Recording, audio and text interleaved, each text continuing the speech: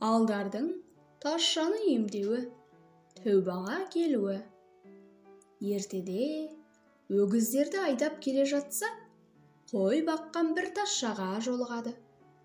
Амандасып ол-пұл деп отырып, торсығындағы айраннан ішіп, шөлін қандырады. Осыны алдап, қойын айдап кетсем, дейді ішінен Алдар. Қалай алдаймын деп отырып, қойшының самайына көзі түседі. Үрпиіп самайынан шығып тұрған шашын көріп, таз екенін біледі. Енді жайыңды таптым, дейді ішінен. Қой баққан деген азап қой. Мен де талай қой баққанмын, деп Алдекең үлкен кеңеске түседі. Қой бағудан көрген бір азабым сол. Шаңырақта, азапта жүріп, сар қотыр таз болғанмын. Тазша деген ат қандай жаман. Құтыла алмай жүргенде, Тәңір жарылғағыр бір емшінің емдеп жазғаны дейді. Ол қандай ем істеп еді, деп қойшы шап ете түседі. Енді қармаққа іліндің бе, дейді де, ішінен қалай емдегенін айтады. Бір күні қойымды жайып отыр едім.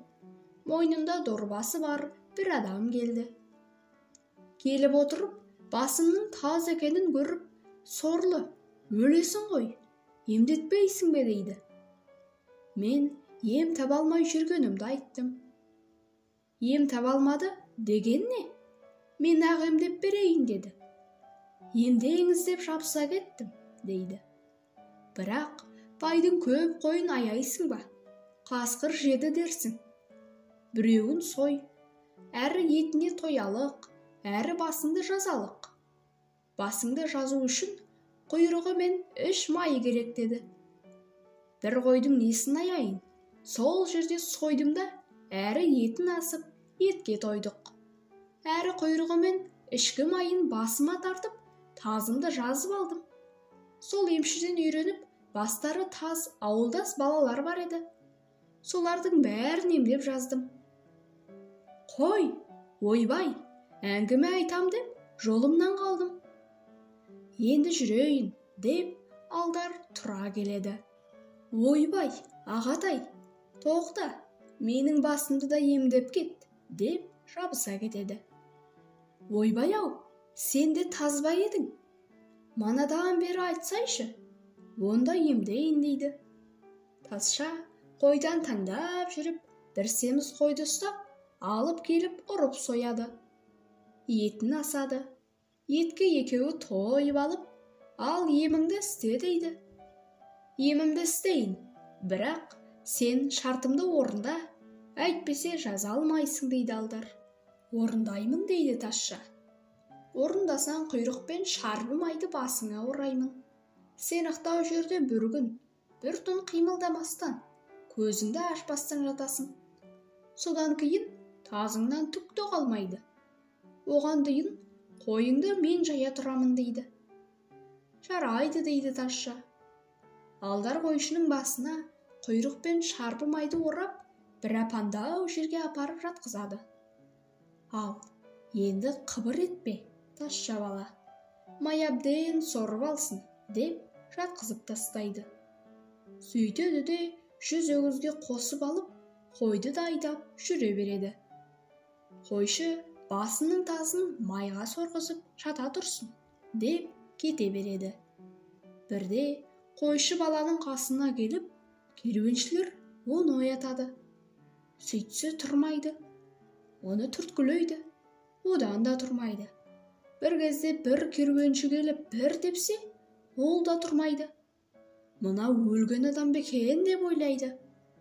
Сөйтіп, басындағы майын жұлып алса, бір Тазша бала өлігі бұлай тұрсын, бетіне май сіңіп нарттай болып алған. Не қылып жатырсың? Емделіп жатырмын. Неден? Тазымнан, құйрықпен шарбыдан емделуге болады деп кім айтты? Ар жақтарыңдағы қой жайып жүрген адам айтты. Қайдағы қой жайып жүрген адам? Ар жақтағы. Ар жағың қайсы? Ей, ар жақтарыңда қой жатқан жоқ ба? Қой түге шайтан да жоқ. Қой шай, деп Тазша ұшып тұрады. өзің қойшы деп керуеншілер күлседі. Тазша қараса, қой түгіл дәнеңе де жоқ. Алдардың алдап кеткенін енді біледі. Енді бай өлтіреді деп еңіреп отыра кетеді. Сен жылауыңды қой. Біреу алдап 100 өгізімізді айдап кетті. Соны қуып іздеп келеміз. Бізге ер, сен де табарсың дейді керуен басы. Ойбай, 100 өгіз айдаған тап. Сол, дейді таз. Олай болса, бізді алдаған қу сені де алдаған екен. Жоғымыз бір жерден екен. Жүр, ізделік дейді. Жарайды деп, Тазша бұларға қосылып, алдарды бірлесіп іздейді. Керуеншілер мен Тазша алдарды айлап, жылдап іздейді. Бармаған, сұрастырмаған жерлері қалмайды. Ақырында алдардың ауылы қайда екенін біледі. Керуеншілер мен Тазшаның тынбастан іздеп жүрген бір күні алдарда естіді. Енді не амал қылдым деп, ойлап ақыры амалын табады. Бір күні еліндегі қарияларын жиып, алдар садаға беріп, ал елдің жақсылары, кәриелері, бармаған жерім жоқ, баспаған тауым жоқ. Соншама ел кезіп жүріп, істеген жақсылығым да болар, жамандығым да болар. Енді бүгінгі күн тәубаға келіп, өткендегіден безіп отырмын. Өмірімнің ұзақ еместігі өзіме аян болып жүр. Сол себептен сіздерден патиха алу үшін, сонымен бірге көзімнің тірісінде қабірімді тұрғызу үшін шақырып отырмын дейді. Көпшілік әумин деп, патиха қылып, садақа етін жеп, алдардың қабірін тұрғызуға көмектеседі. Алдардың тірі отырып, моласын салғызғаны тәубаға шын келгені екен деседі. Осылайша алдар қулығымен қу болып, әрі қарай 100 өгізімен 40 қойымен бірге өмір сүреді.